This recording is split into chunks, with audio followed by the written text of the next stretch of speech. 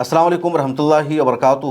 امریکہ اور ایران کے درمیان کی کشیدگی لگاتار بڑھتی جا رہی ہے اور روزانہ امریکہ کی ذلت و رسوائی کا مشاہدہ پوری دنیا کر رہی ہے۔ ہر لمحہ امریکہ ایران پر اپنی برتری کو، بالادستی کو ثابت کرنے کی کوشش کرتا ہے، اور اسی وقت ایران کی طرف سے امریکہ کو، اسرائیل کو کچھ ایسا جواب دیا جاتا ہے کہ امریکہ پوری دنیا کے سامنے بے بس ہو جاتا ہے۔ پوری دنیا جان جاتی ہے کہ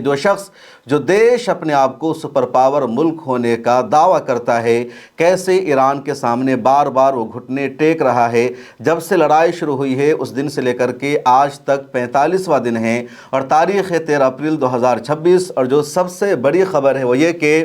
امریکہ نے ایران کو یہ دھمکی دے دی ہے کہ ایران کی تمام بندرگاہ کو، تمام پورٹس کو بند کر دیا جائے گا، اور ایران اپنی بندرگاہ پر اپنی مرضی سے اپنے جہاز کو لنگر انداز نہیں کر سکے گا، نہ کسی جہاز کو بھیج پائے گا، نہ کوئی جہاز ایران کی بندرگاہ پر آ پائے گا۔ یہ امریکہ نے ایران کو دھمکی دی ہے، اور ایران کی IRGC نے اس کے جواب میں ایک تصویر جاری کیا ہے، جس تصویر کو آپ اسکرین پر دیکھ سکتے ہیں، جس میں ایک خونی پنجہ ہے، آگ کی شعلے اس پنجہ میں ہیں، اور یہ پنجہ یوں جھکا ہوا ہے کہ اگر تم ابنائے ہرمز میں آؤ گے، یا عباس بندرگاہ پر آؤ گے، یا چابہار پورٹ پر آؤ گے، یعنی ایران کے جس پورٹ پر تم آنا چاہو، ہماری جس بندرگاہ پر تم آؤ گے،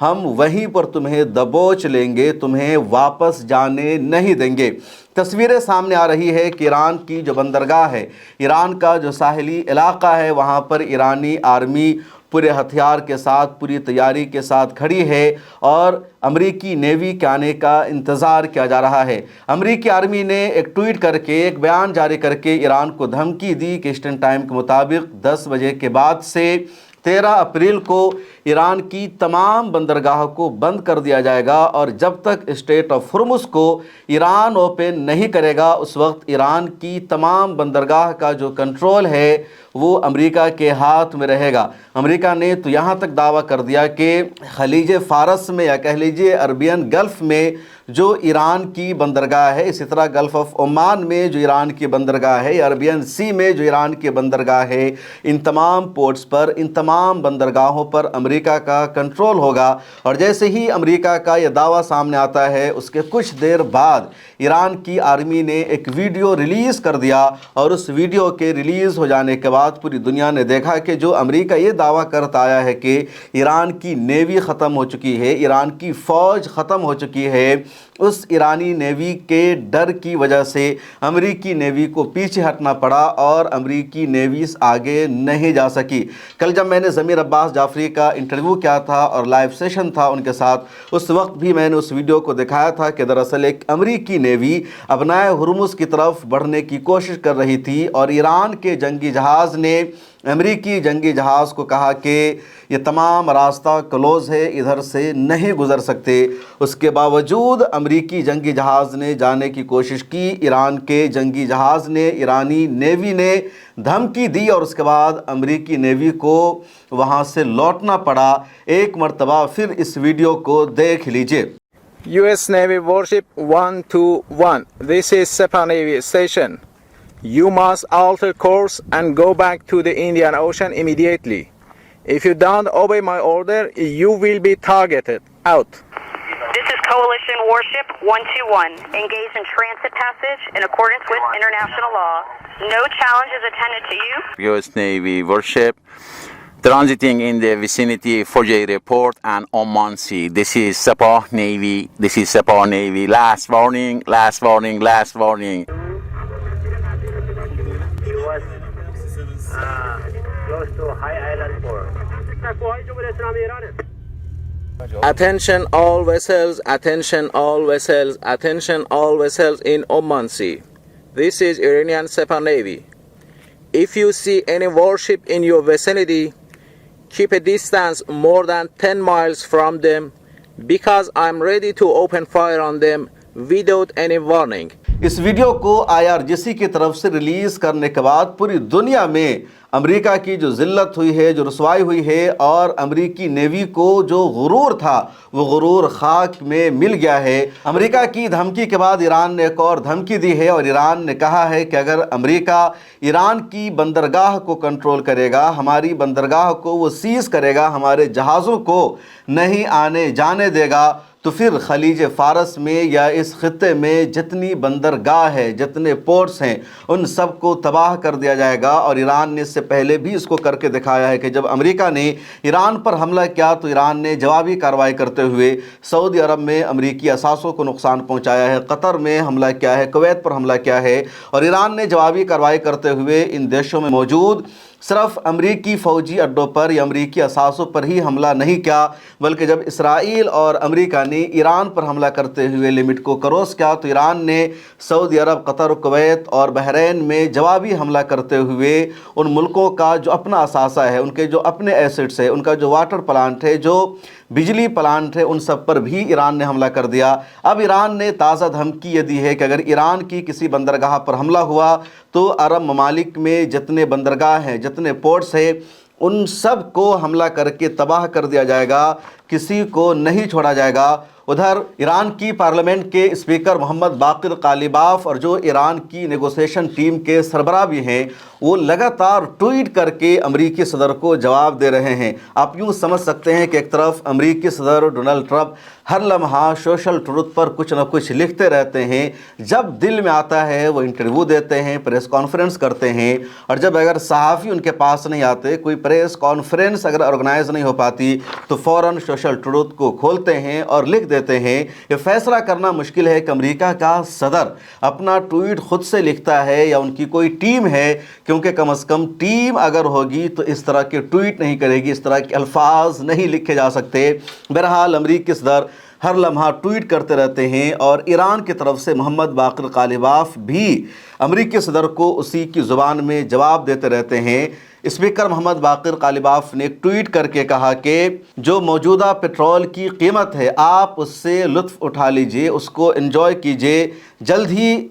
इन कीमतों को, इन प्राइस को आप याद करेंगे। अब ख़बर यह है कि अमेरिका में गैस की कीमत बढ़ने लगी है, $4 से ज़्यादा अमेरिका में गैस की कीमत हो चुकी है। यूरोप के देशों में तेल की कीमत यानी पेट्रोल की, डीजल की जो कीमतें हैं पहले ही ज़्यादा बढ़ चुकी है। यूरोप के ममालिक में गैस की कीमत में तो तकरीबन 50% का इजाफा हो चुका है। ईरान की पार्लियामेंट के स्पीकर मोहम्मद बाकिर कालिबाफ ने एक और लंबा चौड़ा बयान जारी करके अमेरिका को खिताब करते हुए कहा, धमकियाँ ईरानी कौम पर असरअंदाज नहीं होती है। हमने ये साबित किया है कि महज नारा नहीं, दुनिया ने अपनी आँखों से हमारी ताकत को देखा है और हमने दिखाया है कि दुश्मन मायूसी की हालत तक पहुंच चुका है। हमने साबित किया है कि धमकियों के तहत हम हथियार डालने वाले नहीं हैं। इनकलाब के 47 बरसों में फ़ौजी मैदानों, इक़्तिसादी पाबंदियों, सियासी दबाव और दीगर शोबों में ईरानी अवाम ने अमली तौर पर यह साबित किया है, अगर अमेरिका रास्ता तलाश करना चाहता है तो वाहिद रास्ता यही है कि वो ईरानी अवाम का ट्रस्ट और एतमाद हासिल करने का फ़ैसला करे। आप ईरानी कौम के मक़रूज़ हैं और अब भी बहुत कुछ बाकी है जिसका इज़ाला करना होगा। अगर आप जंग का इंतखाब करते हैं तो हम लड़ेंगे, अगर आप मंतिक़ के साथ आएंगे तो हम मंतिक़ से जवाब देंगे। हम किसी भी धमकी के आगे नहीं झुकेंगे। अगर वो दोबारा हमारे अज़्म को आज़माने की कोशिश करेंगे तो हम उन्हें उससे भी बड़ा सबक देंगे। ईरान ने मुज़ाकरात के दौरान डायलॉग के बीच अमेरिका के उस मुतालबे को मुस्तरद कर दिया कि वो खित्ते में, इलाक़े में अपने इत्तेहादी ग्रोहों बशमूल हमास, हिज़्बुल्लाह और हौसियों की हिमायत को ख़त्म कर दे। स्पीकर बाकिर कालिबाफ का ये जो जवाब है बहुत ही स्ट्रॉन्ग है और अमेरिका को उन्होंने कहा कि आप मैदान जंग में हमसे मुकाबला करेंगे, वहाँ हम आपको बराबर की टक्कर देने की सलाहियत रखते हैं। मुज़ाकरात की मेज़ पर अगर आप गोल मोल बातचीत करेंगे, मंतिक़ और फ़लसफ़ा का सहारा लेंगे, तो मंतिक़ और फ़लसफ़ा की जो ईजाद है उसका जो सेंटर है वो तो हमारा ही इलाक़ा है, हमारी ही सरज़मीन है। तो इस बहस में भी हम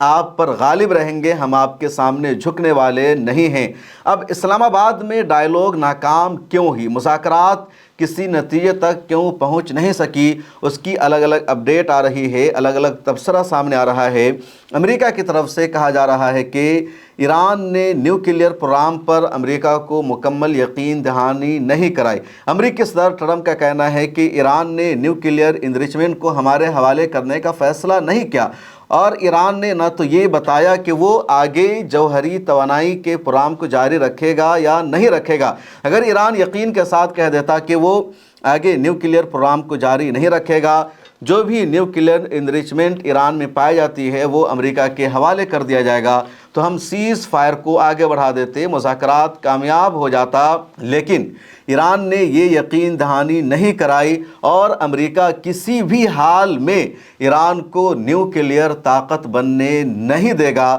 یہ امریکہ نے اپنی ایک واضح لکیر کھینچ دی ہے۔ ادھر ایران کی طرف سے جو تجزیہ نگار ہے، کہا جا رہا ہے کہ 5 ایسے پوائنٹس تھے جس کو امریکہ نے نہیں مانا، بلکہ امریکہ چاہ رہا تھا کہ وہ ایران کو اپنی شرطیں ماننے پر مجبور کرے، اس لیے ڈائیلاگ کامیاب نہیں ہو سکی۔ پہلے آپ سے یہ بتانا ہے کہ اگر آپ اپنے علاقے میں کوئی اسکول قائم کرنا چاہتے ہیں، کوئی تعلیمی ادارہ کھولنا چاہتے ہیں، تو برینی اسٹارز فاؤنڈیشن کی مدد لیجئے۔ برینی اسٹارز فاؤنڈیشن بنگلورو کا اہم ترین ادارہ ہے۔ بنگلورو میں اس کے 4-5 اسکول ہیں، ملک کے دوسرے علاقوں میں ہیں، اور اسکول کھولنے میں یہ ادارہ آپ کی مدد کرے گا۔ آپ کا اپنا اسکول ہوگا، آپ کو اپنا پیسہ لگانا ہوگا، لیکن آپ کے اسکول کا نصاب کیا ہونا چاہیے، آپ کے اسکول کا طریقہ کار کیا ہونا چاہیے، کس طرح بچوں کو ٹرین کرنا ہے، یہ ساری ٹریننگ آپ کو برینی اسٹارز فاؤنڈیشن کی طرف سے دی جائے گی۔ ڈاکٹر ولی حیدر برینی اسٹارز فاؤنڈیشن کے ڈائریکٹر اور چیئرمین ہیں۔ دنیا کے 35-40 ملکوں کا دورہ انہوں نے کر رکھا ہے، اور انہیں اندازہ ہے کہ مونٹیسری میں کس طرح بچوں کو تعلیم دی جائے، کس طرح بچوں کی تربیت کی جائے، کیسے بچوں کو آگے بڑھایا جائے۔ تو آپ یہاں اسکرین پر دیے گئے نمبر پر رابطہ کر لیجئے۔ ڈاکٹر ولی حیدر کی طرف سے آپ کو مکمل سپورٹ ملے گا، ان کی ٹیم آپ کو گائیڈ کرے گی، اور اس سے بہتر موقع آپ کے پاس کچھ اور نہیں ہو سکتا ہے۔ دوسرے لفظوں میں اس کو آپ یوں سمجھ سکتے ہیں کہ ایرانی تجزیہ نگار یہ کہہ رہے ہیں کہ امریکہ نے مزید 5 شرطیں ایران پر لگائی تھی، نیوکلیئر پروگرام کے علاوہ 5 شرطیں، اور ایران نے ان شرطوں کو ماننے سے انکار کر دیا۔ اس میں پہلی شرط یہی تھی کہ ابنائے ہرمز کو مکمل طور پر اوپن کر دیا جائے گا۔ اس کے علاوہ جنگ کا جو ہرجانہ ہے وہ امریکہ دینے کو تیار نہیں تھا۔ امریکہ کا تیسرا مطالبہ تھا کہ جتنے پروکسیز ہیں ایران کے، ان سب کو سپورٹ کرنا، ایران کو بند کرنا ہوگا۔ چوتھا مطالبہ امریکہ کا ایران سے تھا کہ ایران کا جو اثاثہ دنیا بھر کے بینکوں میں ہے، جس کو فریز کر دیا گیا ہے، اور وہ تقریباً $120 ارب سے زیادہ ہے، اسپیکر باقر غالباف نے ایک بیان میں اس کا بھی تذکرہ کیا، تو وہ بھی ایران کو واپس نہیں لوٹایا جائے گا۔ اور پانچواں یہ کہ ایران اپنے میزائلوں کی رینج کو کم کر دے، اور ایران نے امریکہ کے ان تمام 5 مطالبات کو ریجیکٹ کر دیا، مسترد کر دیا، اور اسی وجہ سے سیز فائر کا، جنگ بندی کا کوئی فیصلہ نہیں ہو سکا۔ اسرائیل کا ایک نیوز چینل ہے جس کو چینل 12 کہا جاتا ہے، اس نے ایک رپورٹ شائع کی ہے کہ اسرائیل کا پرائم منسٹر بنجامن نتنیاہو اور وہاں کی سرکار بہت زیادہ خوش ہے، اور خوش اس وجہ سے ہے کیونکہ مذاکرات کامیاب نہیں ہو سکی۔ امریکہ نے واک آؤٹ کر دیا، اس لیے بنجامن نتنیاہو خوش ہے۔ اسرائیل کا واحد ایجنڈا ہے کہ جو یورینیم انریچمنٹ ہے ایران کے اندر، اس کو امریکہ لے لے، اور اسی شرط کی وجہ سے، اسی مدعے کی وجہ سے مذاکرات کامیاب نہیں ہو سکی۔ تو اسرائیل کا جو ایجنڈا ہے فی الحال کامیاب ہو رہا ہے۔ اسرائیل چاہتا یہ ہے کہ جنگ دوبارہ ریزیوم ہو جائے، دوبارہ لڑائی شروع ہو جائے۔ 22 اپریل تک ٹائم ہے ٹیمپروری سیز فائر کی۔ 22 اپریل کو جنگ دوبارہ شروع ہوگی، یا یہ جو ٹیمپروری سیز فائر ہے پرماننٹ سیز فائر میں تبدیل ہو جائے گی، اس کے فی الحال کچھ بھی آثار نظر نہیں آ رہے ہیں۔ اب 2 خبریں ہیں اور الگ الگ تجزیہ ہے۔ ایک رپورٹ یہ سامنے آ رہی ہے کہ ابھی بھی اسلام آباد میں امریکی ڈیلیگیشن کے کچھ ارکان موجود ہیں، اور اسی طرح ایرانی ڈیلیگیشن کے کچھ ارکان بھی ابھی تک پاکستان کی راجدھانی اسلام آباد میں موجود ہیں۔ امریکہ کے ڈیلیگیشن میں شامل تھے امریکہ کے نائب صدر جے ڈی وینس، اس کے علاوہ ایلچی اسٹیو وٹکوف اور امریکی صدر ڈونلڈ ٹرمپ کے داماد۔ تو امریکہ کے نائب صدر جے ڈی وینس تو روانہ ہو چکے ہیں، وہ امریکہ پہنچ بھی چکے ہیں، لیکن ان کے ڈیلیگیشن میں جو شامل تھے اسٹیو وٹکوف اور جیرڈ کشن جو امریکی صدر کے داماد ہیں، یہ دونوں ابھی تک پاکستان میں ہی موجود ہیں۔ دوسری طرف ایران کا جو ڈیلیگیشن آیا تھا 164 افراد پر مشتمل، تو اس میں سے بھی کچھ افراد ابھی تک پاکستان میں موجود ہے۔ زیادہ تر کا تعلق ایران کی وزارت خارجہ سے ہے، IRGC سے ہے، اور بات چیت کا سلسلہ ابھی بھی بیک چینل سے جاری ہے۔ پاکستان نے بھلے ہی اعلان کر دیا کہ مذاکرات کی کوشش کامیاب نہیں ہو سکی، دونوں دیشوں کا ڈیلیگیشن جا چکا ہے، لیکن اندر کی رپورٹ یہ ہے کہ جو اصل خبر ہے اس کو اب مخفی رکھا گیا ہے تاکہ میڈیا میں چیزوں کو ہائی لائٹ کیے بغیر مذاکرات کی کوشش آگے جاری رہے۔ اور یہی وجہ ہے کہ بار بار امریکی صدر کی طرف سے کہا جا رہا ہے کہ اگر یہ ڈائیلاگ کسی نتیجے تک نہیں پہنچ سکی ہے، اس کے باوجود ہم پر کوئی اثر نہیں پڑنے والا ہے۔ دوسری طرف ٹرمپ کی طرف سے یہ بھی کہا جا رہا ہے کہ ایران ایک بار پھر ضرور مذاکرات کی میز پر بیٹھے گا۔ امریکی صدر نے کئی ٹویٹ میں لگاتار یہ دھمکی بھی دی ہے کہ اگر میں چاہوں تو ایک دن میں ایران کو تباہ کر دوں، اور اس طرح کی دھمکی امریکی صدر نے تقریباً 100 بار دی ہے ایران کے خلاف، اور اس کے باوجود ان کو ایران کے سامنے جھکنا پڑا ہے۔ اس لیے امریکی صدر کی یہ جو دھمکیاں ہے، اس کو نہ تو امریکی عوام سیریس لیتی ہے، نہ امریکی فوج سیریس لیتی ہے۔ خود امریکی فوجوں میں بغاوت کی خبریں سامنے آئی ہے، کئی ان کے جنرل امریکی صدر کی باتوں سے اتفاق نہیں رکھتے ہیں۔ امریکی ڈیفنس منسٹر کے خلاف امریکہ میں ایک رائے عامہ پائی جا رہی ہے۔ اب ان سب باتوں کے دوران یہ جو خبر ہے کہ ابھی بھی دونوں دیش کے ڈیلیگیشن کے کچھ افراد موجود ہیں اور بات چیت کی کوششیں جاری ہے، اس کے پیچھے کچھ سچائی بھی نظر آ رہی ہے، کیونکہ پاکستان نے بھی امید جتائی ہے۔ ادھر روس کا تازہ بیان سامنے آیا ہے جس میں روس نے کہا کہ وہ اس معاہدہ کو کامیاب بنانے میں، ٹیمپرری سیز فائر کو پرماننٹ سیز فائر کے اندر تبدیل کرنے میں، اور مذاکرات جو ابھی تک کامیاب نہیں ہو سکی اس کو کامیاب بنانے میں اپنی طرف سے رول نبھائے گا۔ روس کے صدر ولادیمیر پوتن نے ایران کے صدر ڈاکٹر مسعود پزشکیان سے فون پر بات چیت بھی کی ہے۔ ادھر امریکی ذرائع سے بات چیت بھی جاری ہے، چین بھی لگاتار اس میں مدد کر رہا ہے، بیک سے ترکی، سعودی عرب جیسے ممالک بھی پاکستان کو سپورٹ کر رہے ہیں۔ اب اندازہ ہے، ماہرین کا خیال یہ ہے کہ اگلے کچھ دنوں میں 22 اپریل سے پہلے دوبارہ دونوں دیش کا ڈیلیگیشن، یعنی دونوں دیش کے ٹاپ لیڈرز جو نیگوشیٹر ہیں، بیٹھیں گے اور کسی نتیجے تک پہنچیں گے، کچھ نہ کچھ اعلان کرنے والے ہیں، کیونکہ اصل مسئلہ جو ہے وہ نیوکلیئر توانائی کا ہے، اور ایران اس پر اپنا موقف واضح کر چکا ہے۔ جنگ سے پہلے بھی ایران نے واضح کر دیا تھا، اور ابھی تک امریکہ کی طرف سے آفیشلی جو کہا جا رہا ہے کہ نیوکلیئر توانائی پر ہی ایران نے یقین دہانی نہیں کرائی ہے۔ ایران کے فورن منسٹر ہے عباس عراقچی، ان کا ایک بیان بھی سامنے آیا جس میں ان کا کہنا ہے کہ 47 سال بعد ایران جنگ ختم کرنے کے لیے نیک نیتی کے ساتھ مذاکرات کی میز پر بیٹھا تھا اور معاہدہ بالکل نزدیک پہنچ گیا تھا، لیکن امریکہ کی کچھ شرطوں کی وجہ سے، اور امریکہ نے بار بار کچھ شرطیں بدلی جس کی وجہ سے مذاکرات کا کوئی نتیجہ سامنے نہیں آ سکا۔ تو امید یہی ہے کہ امریکہ دھمکی دے رہا ہے، امریکہ دنیا کو بتانا چاہتا ہے کہ وہ ونر ہے، وہ جیت گیا ہے، کیونکہ ابھی تک کی جو خبریں ہیں، ابھی تک کی جو صورتحال ہے، اس میں دنیا کی کسی بھی میڈیا نے امریکہ کو ونر اور فاتح قرار نہیں دیا ہے۔ ہو سکتا ہے انڈیا میں ٹی وی چینلوں پر جو تجزیہ نگار آ کر بیٹھتے ہوں وہ یہ ضرور کہہ رہے ہوں کہ اسرائیل نے اس جنگ کو جیت لیا ہے، امریکہ نے اس جنگ کو جیت لیا ہے، اور وہ یہ جملہ بولتے ہیں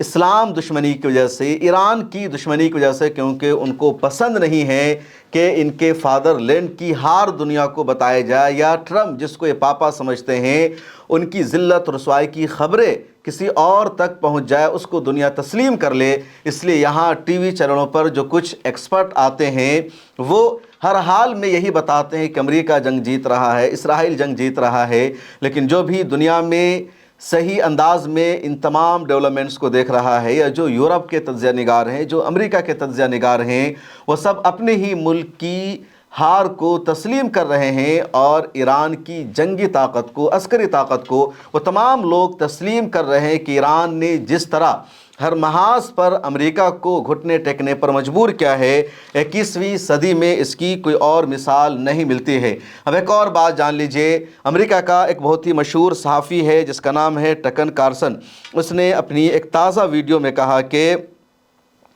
یہ جو امریکی صدر ہے ڈونلڈ ٹرمپ، یہ اسرائیل کا غلام بن چکا ہے، نتنیاہو کا غلام بن چکا ہے، اور ہمارا صدر وہی فیصلے کرتا ہے جو اسرائیل چاہتا ہے۔ یہ ہمت کی بات ہے، حوصلے کی بات ہے کہ امریکہ کا ایک صحافی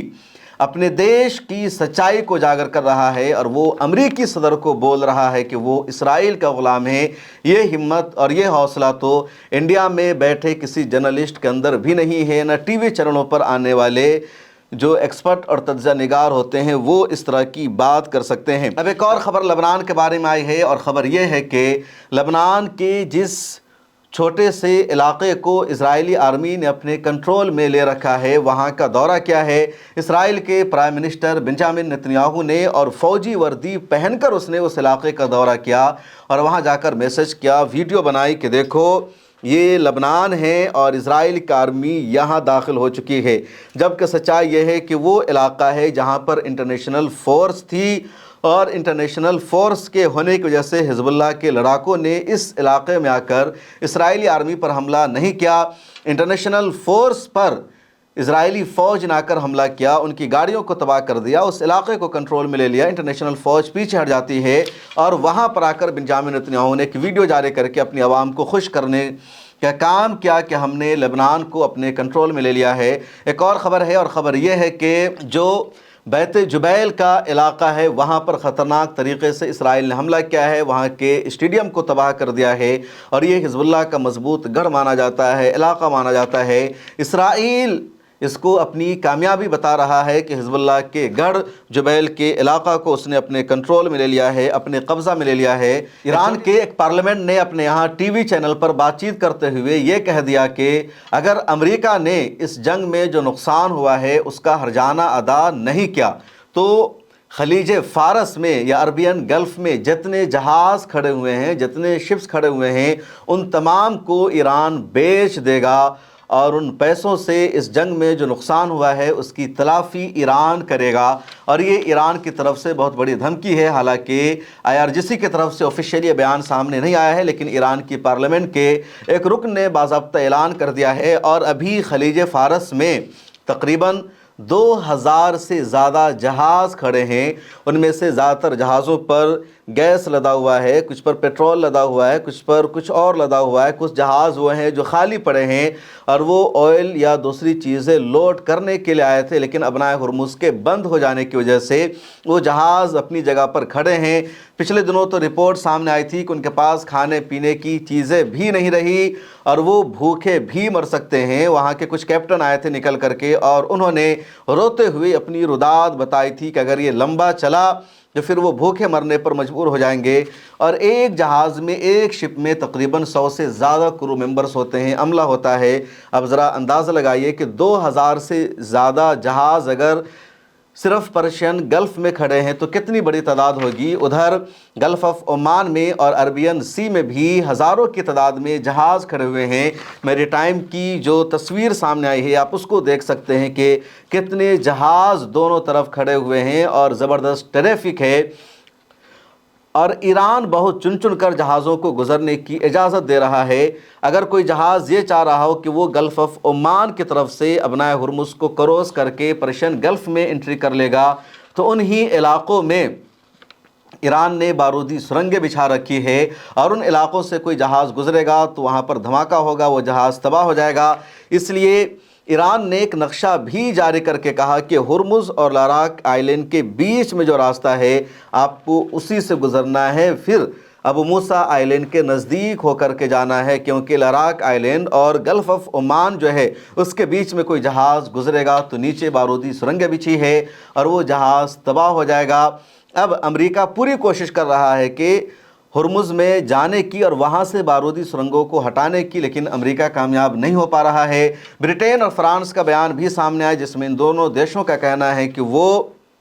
ابنائے ہرمز کو پرامن طریقے سے کھلوانے کی کوشش کر رہے ہیں۔ ابنائے ہرمز کو بند کرنا، وہاں سے ٹیکس وصول کرنا عالمی قانون کی خلاف ورزی ہے، لیکن برٹین نے یہ بھی صاف کر دیا ہے کہ وہ امریکی آرمی کا حصہ نہیں بنے گا، امریکی نیوی کے ساتھ مل کر ابنائے ہرمز کو کھلوانے میں اپنا کردار ادا نہیں کرے گا۔ اپنے طور پر یہ دونوں دیش ابنائے ہرمز میں بچھی بارودی سرنگوں کو ہٹانے کی یا اس کو صاف کرنے کی کوششیں کر رہے ہیں۔ تیل کی قیمت عالمی مارکیٹ میں ایک بار پھر بڑھ چکی ہے اور $100 سے پار ہو چکی ہے پر بیرل پیٹرول کی قیمت۔ جب ٹیمپرری سیز فائر کا فیصلہ ہوا تھا اس کے بعد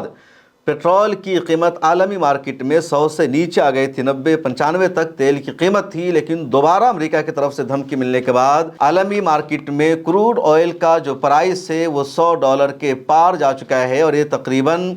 جو عام دنوں میں ریٹ ہوتا ہے وہ $60 ہوتا ہے فی بیرل، لیکن اب وہ 100 کے پار جا چکا ہے۔ ایک موقع پر $120 فی بیرل بھی پار جا چکا ہے۔ سعودی عرب سے رپورٹ سامنے آئی ہے کہ سعودی عرب سے چین کو جو گیس یا تیل جاتا تھا تو سپلائی میں اب 50% کی کمی آ جائے گی، کیونکہ سعودی عرب کی سپلائی بہت زیادہ متاثر ہو چکی ہے۔ سعودی عرب دمام کی طرف سے یا اپنے مشرقی صوبے سے